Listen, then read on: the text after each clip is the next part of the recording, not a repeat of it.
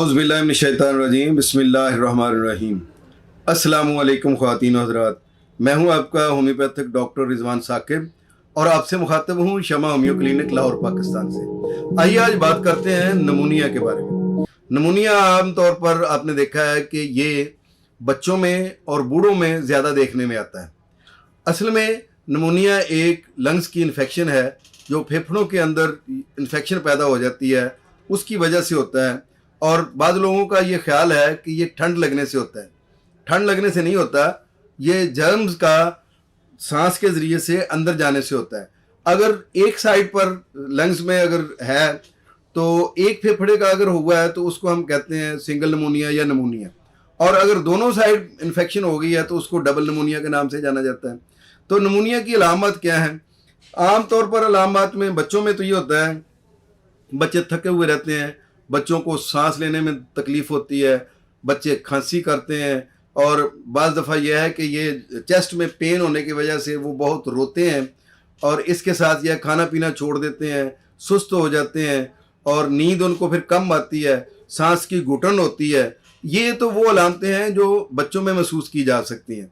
अब बड़े जो हैं, जो उनमें कौन कौन सी नमूनिया की अलामत होती हैं, उसमें यह है कि सबसे पहली बात तो यह है कि ये आम तौर पर 60 अबव जो लोग होते हैं उनको होता है।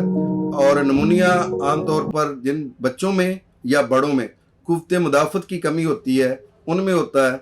जो लोग कमज़ोर होते हैं, नमूनिया आम तौर पर उनको होता है, क्योंकि बहुत सारे जर्म्स जो हैं वो हम अपनी आबो हवा से वसूल करते हैं और वो हम निगल भी लेते हैं। लेकिन हमारा इम्यून सिस्टम इतना मजबूत होता है, हर इंसान का जो अंदर का एक सिस्टम है मुदाफ़ती निज़ाम का, वो इतना मजबूत होता है कि वो छोटे मोटे जरासीमों को वैसे ही मार देता है। मसलन नाक के ज़रिए जो चीज़ें जा रही हैं, तो हमारे नाक के अंदर ये जो पुलिप होते हैं, ये जो ग्लैंड्स होते हैं, ये जो ही कोई गंदी हवा अंदर जाती है तो उनको पहले पकड़ कर किल कर देते हैं अंदर जाने से पहले। जो बच जाते हैं, हमारे यहाँ पे जो टॉन्सिल्स हैं वो पकड़ लेते हैं उसको, और टॉन्सिल जो है वो उसको ख़त्म कर देते हैं। फिर हमारे अंदर के जो टी सेल हैं या दूसरे बहुत सारे जो हिफाजती सेल्स हैं, वो मुख्तलिफ जर्म्स को मारने की सलाहियत रखते हैं और उनको मार देते हैं। लेकिन जिन लोगों में कुव्वत मुदाफ़त ही कम हो, जिनमें ये सेल्स ही कम हों, उनके लिए ये फिर प्रॉब्लम होता है। जैसे जिन लोगों को टीबी रही होती है उन लोगों को दमा जल्दी हो जाता है, इसी तरह से उनको नमूनिया जल्दी हो जाता है। इसी तरह से जो लोग पहले किसी बड़ी बीमारी से निकल कर आए हैं, खुदा न खास्ता किसी को कैंसर था, उसको कोई कीमोथेरेपी हुई, तो उसके बाद जो है या कोई रेडिएशन के बाद अब उसकी सेहत कमज़ोर हो गई, अब ज़रा सा मौसम चेंज हुआ तो जर्म्स जो हैं उन्होंने उस पर अटैक किया, तो वो जो है वो नमूनिया का बायस बन गए। तो नमूनिया असल में फेफड़ों के अंदर जरासीम के दाखिल हो जाने का नाम है। जब वो दाखिल होकर इन्फेक्शन पैदा कर देते हैं और उसकी वजह से जो अलामत पैदा होती हैं उनको हम नमूनिया कहते हैं। बाज़ लोग इसको डब्बा चलना भी कहते हैं। डब्बा चलना से मुराद ये है कि सांस लेना मुश्किल होता है, ये आवाज़ आ रही होती है और ये फेफड़े जो हैं वो ऐसे ऐसे ऐसे ऐसे कर रहे होते हैं, ऊपर नीचे हो रहे होते हैं, कभी फैलते हैं, सुकड़ते हैं, फैलते हैं। असल में वो हवा लेना चाह रहे हैं, ऑक्सीजन लेना चाह रहे हैं। तो जब इस तरह की कैफियत होती है तो इसको डब्बा चलना भी कहा जाता है। तो नमूनिया जो है वो बड़ों में जब होता है तो उसमें खांसी के साथ बाज़ दफ़ा पीप आती है, खांसी के साथ खून आता है, और बाज़ दफ़ा दमकशी के दौरे पड़ते हैं, और बाज़ दफ़ा जो है सांस लेने में दुश्वारी होती है। इसी तरीके से फेफड़ों के मुकाम पर चेस्ट में दर्द होता है।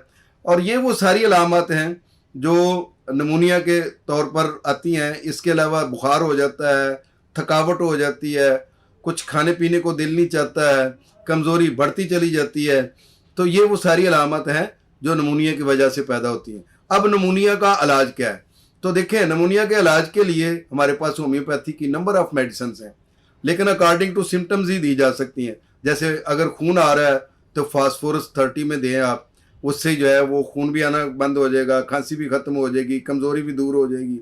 इसी तरीके से अगर खून भी है और दमकशी भी है, रुकावट है सांस में से, और ज़रा सी हरकत से जो है तकलीफ़ में इजाफा होता है, तो ब्रायोनिया बहुत अच्छी मेडिसिन है।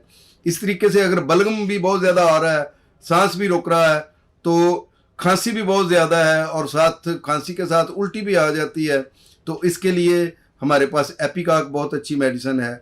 इसी तरीके से अगर फेफड़े दोनों भरे हुए हैं बलगम के साथ, तो उसके लिए हमारे पास एंटीमोनियम टार्ट बहुत अच्छी मेडिसिन है। अगर बहुत सारी मेडिसिन हैं जो नमूनिया में जो है वो दी जा सकती हैं, और होम्योपैथी के ज़रिए से नमूनिया का इलाज किया जा सकता है। नमूनिया अगरचे ख़तरनाक मर्ज़ है लेकिन काबिल इलाज है। अगर इसका बर वक्त होम्योपैथिक इलाज करवा लिया जाए तो ये मर्ज़ ख़त्म हो सकता है। बहुत शुक्रिया। अल्लाह हाफिज़। अस्सलामु अलैकुम।